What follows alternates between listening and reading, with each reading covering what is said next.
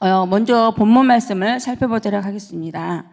큐티책에 지금 나와 있는 것처럼 1절에서 5절, 6절에서 15절, 16절에서 18절 이렇게 세 단락으로 나누면 되겠습니다. 근데 이 본문은 지금 앞에서 저희가 계속 본 것처럼 22장에서 24장까지 모압의 왕 발락이 점술가 발람에게 장로들과 고관들의 손에 복채를 보내면서 이스라엘을 저주하라는 요청이 있었고, 또 여호와께서는 이스라엘을 저주하라는 이 발락의 요청 대신에 말 못하는 나귀를 통해서까지 발람이 이스라엘을 축복하게 하는 사건, 바로 이후에 나온 내용으로 중요한 의미가 있다고 하겠습니다. 22장에서 24장까지는 눈에 보이지 않는 영적인 싸움이 벌어졌다고 한다면, 오늘 읽은 본문의 말씀은 바로 우리의 실제적인 삶을 통해서 일어날 수 있는 모습을 보여주고 있다고 생각하기 때문입니다. 본문 3절에 보시면 이스라엘이 바알보올에 가서 가다만지라 라고 되어 있잖아요. 근데 제가 이 바알보올의 신이 나오는데 이게 무슨 뜻인지를 찾아봤더니 부올에서 섬긴 바알입니다. 그러니까 부올은 지역이고 바알은 신이죠. 그래서 이제 모압의 우상신으로 생식과 출산을 관장하던 프리아푸스 신을 가리킨다고 해요. 그리고 모압의 국가신인 그모스와 동일시 되었다고 합니다. 그렇다면 바알의 뜻은 뭐냐면요, 주인, 남편, 소유란 뜻으로 비와 폭풍을 주관하는 곡물, 그 시대의 시가 농사의 신이고, 그다음에 가축 떼를 주관하는 풍요와 다산의 신이자 전쟁을 주관하는 샘족 최고의 신으로서 가나안 원주민들이 섬기던 주신이라고 합니다, 이 바알이. 근데 지금 중요한 거는 바알이 제사를 지내는 그 제사 의식에서 해가 뜨기 전에 드려지는 특징이 있는데, 제사에서 신전 여사제들, 쉽게 말하면 여사제라고는 하지만 실제적으로는 신전 창녀라고도 표현을 하더라고요. 그래서 이 사제들과 음란한 의식이 거행되기도 하였고, 또 몸을 자해하거나 인신 제사까지 드려지는 이렇게 경우도 있었다고 합니다. 그래서 이 지금 바알이라는 내용을 살펴본 것과 같이 우리가 이 본문의 내용은 모압의 여자들과 이스라엘이 음행하였다라는 것은 단순한 음행이 아니라는 거죠. 바알을 섬기는 여사제들과의 음란한 행위를 하였다는 말을 하고 있고, 그 다음에 또 육신의 음행뿐 아니라 여호와 앞에 영적인 간음을 한 엄청난 사건이라는 거죠. 그래서 이스라엘 백성들이 저지른 이 죄악이 다른 성경에도 나오거든요. 그래서 얼마나 큰 비중을 차지하고 있다라고 우리가 알 수 있습니다. 민수기 31장 16절을 바로 뒤쪽에 보시면 찾아보실 수 있는데요. 보라, 이들이 발람의 꾀를 따라 이스라엘 자손을 부올의 사건에서 여호와 앞에 범죄하게 하여 여호와의 회중 가운데서 연병이 일어나게 하였느니라 라고 되어 있거든요. 그러면 우리가 22장 24절에서 4장까지를 보면 발람이 겉으로 표면적으로는 이스라엘을 여호와께서 강권적으로 이렇게 축복하게 만드셨잖아요. 근데 실제로 결국은 이 내용을 봤을 때 민수기 31장 16절을 보고 지금 내용을 봤을 때는 이 이스라엘을 남자들을 유혹해서 정말 이렇게 범죄하게 만드는 이 일을 결론은 발람의 머리에서 깨서 그 점술가인 발람을 통해서 이렇게 나왔다라고 우리가 이렇게 볼 수 있겠죠. 또 신명기 4장 3절에서 보기에도 나와 있는데요.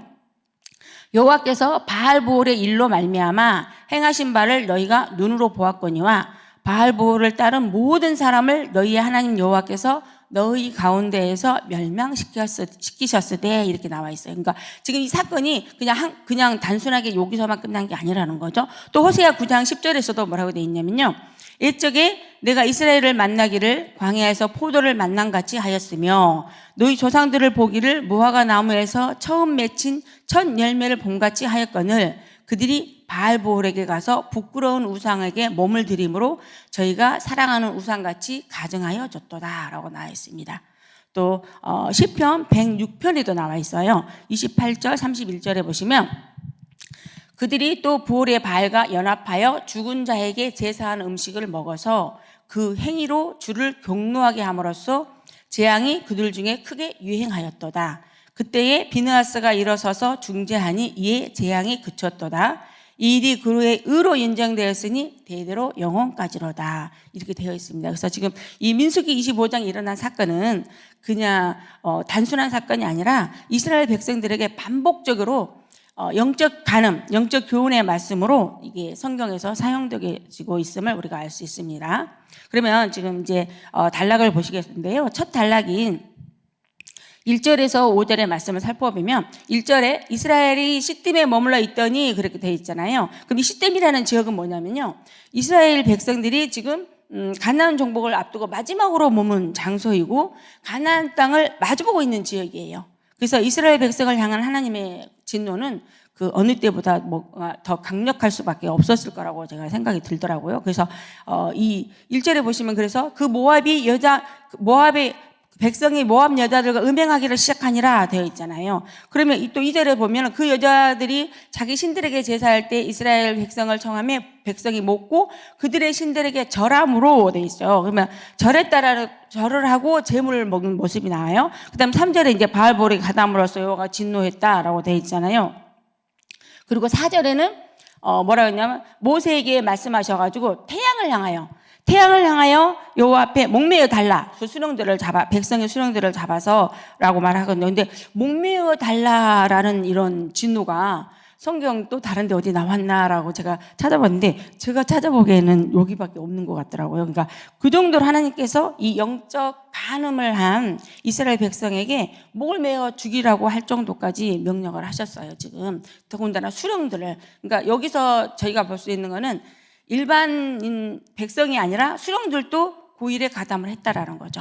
그래서 태양을 향하여라는 말씀은 해가 환하게 비치고 있는 대낮에라는 뜻과 또 여러 사람들이 보는 앞에서라는 뜻으로도 해석할 수 있는데요. 제가 이 본문을 봤을 때는 해가 환하게 비치는 대낮에 여러 사람들이 보는 눈앞에서 바알볼에게 가담한 수령들을 잡아서 목매어 달라라는 말씀으로 해석이 되어지더라고요. 그러니까 지금 이 사람들의 죄가 그냥 일반적인 단순한 죄가 아니기 때문에 지금 이렇게까지 하나님께서 진노를 하신 거죠.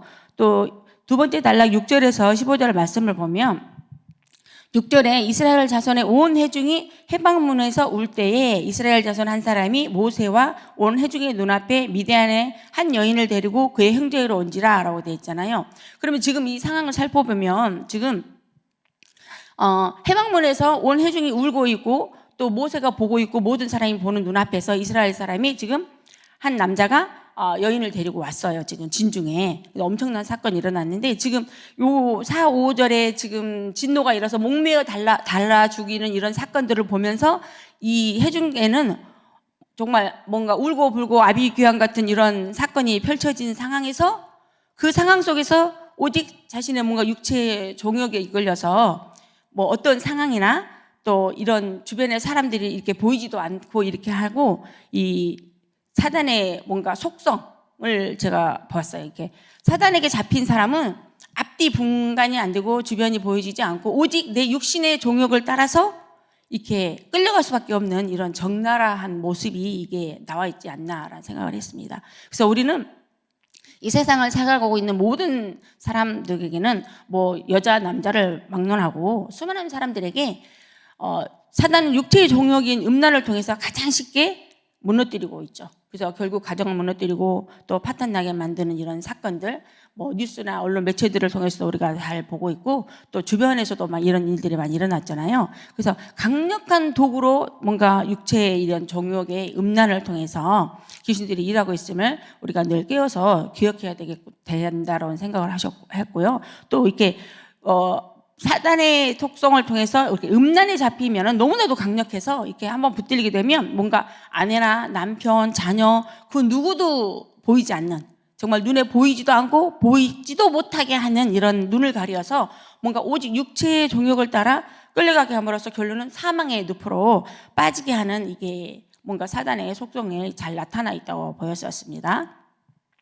또 7, 8절에서 이제 우리가 제사장 아론의 손자 엘리아스의 아들 비느하스가 보고 회중 가운데 일어나서 손에 창을 들고 그 다음에 이스라엘 남자를 따라서 그 막사에 들어가 이스라엘 남자와 그 여인의 배를 꿰뚫어서 두 사람을 죽였잖아요. 그러고 나서 이제 연병은 그쳤어요. 연병은 그쳤는데 그 결과로 9절에 그 연병으로 죽은 자가 몇 명이냐면 24,000명이었어요. 24,000명. 그러니까 결국은 제 결과로 24,000명이 지금 죽은 거죠. 그리고 10절에서 13절까지 해서 비느하스에게 영원한 제사장의 직분을 하나님께서 주시죠.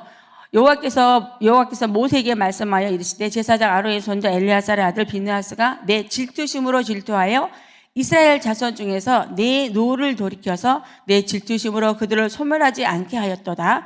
그러므로 말하라. 내가 그에게 내 평화의 언약을 주리니 그와 그의 후손에게 영원한 제사장의 직분의 언약이라.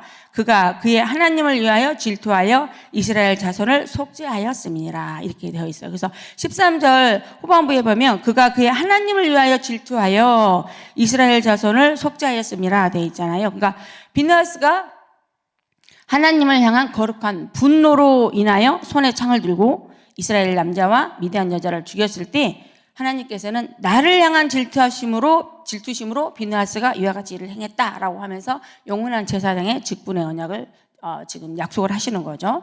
이제 또 14절 15절은 죽임을 당한 이스라엘 남자와 미디안 여자에 대한 설명을 하고 있어요.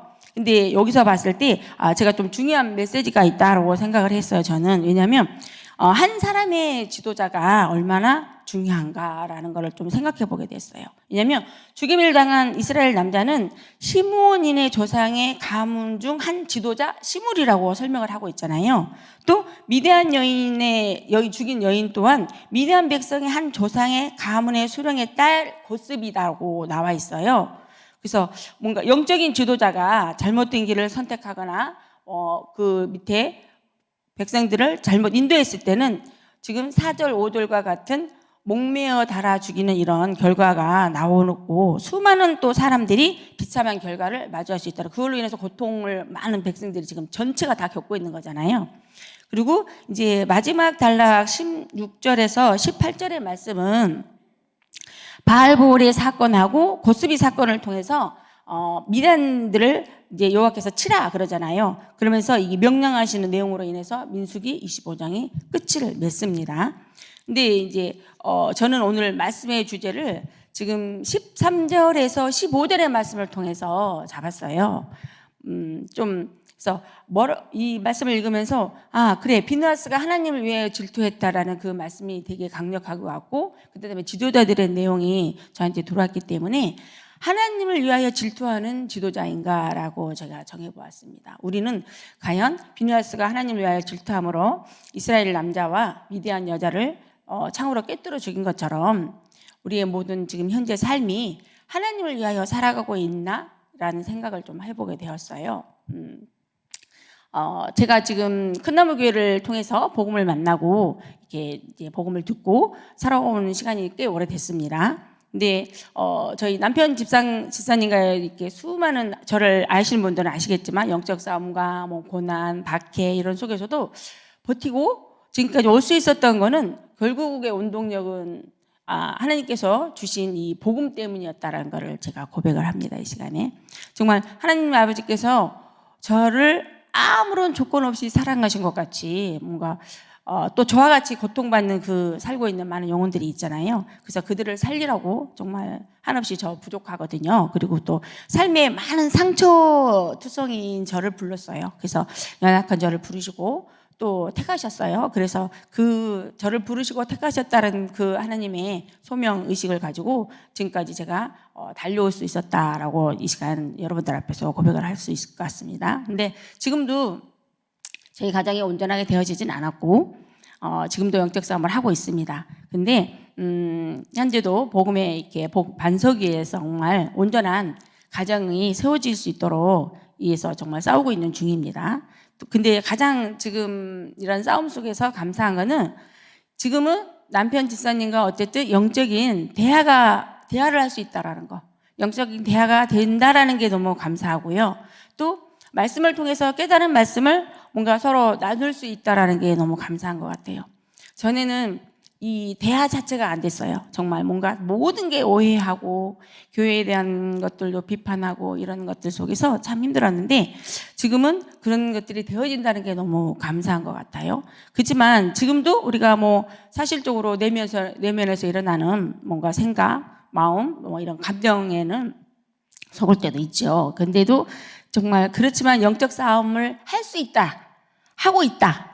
라는 거에 대해서 감사한 것 같아요. 그러니까 뭐 속이기도 하고 잠깐 뭔가 넘어지기도 하지만은 너 이거 잘못했다라는 거를 깨닫고 다시 일어설 수 있는 거, 이런 것들이 너무 감사한 것 같아요. 그래서 정말로 우리가 지금 뭐 목사님도 늘 말씀하시지만 토요일마다 이제 저희도 가정 예배를 드리면서 이렇게 반드시 저희 가정이 하나님 앞에서 하나님 나라의 증인되도록 정말 할 말 있는 증거 있는 가정 되게 해주세요라고 정말 기도하고, 또 영혼 살리는 이렇게 발판이 되어지고 우리 가정을 통해서 이 메시지가 되어지고, 또 뭔가 이 남편 집사님을 통해서도 말씀 사역하는 사역자로 세워달라고 저희가 같이 기도하고 있거든요, 아이들하고. 그래서 정말 여러분들도 함께 기도해 주시면 감사하겠습니다. 정말 오늘 이 말씀처럼 우리가 가정 안에서 또는 내가 속한 공동체 안에서 우리 자신은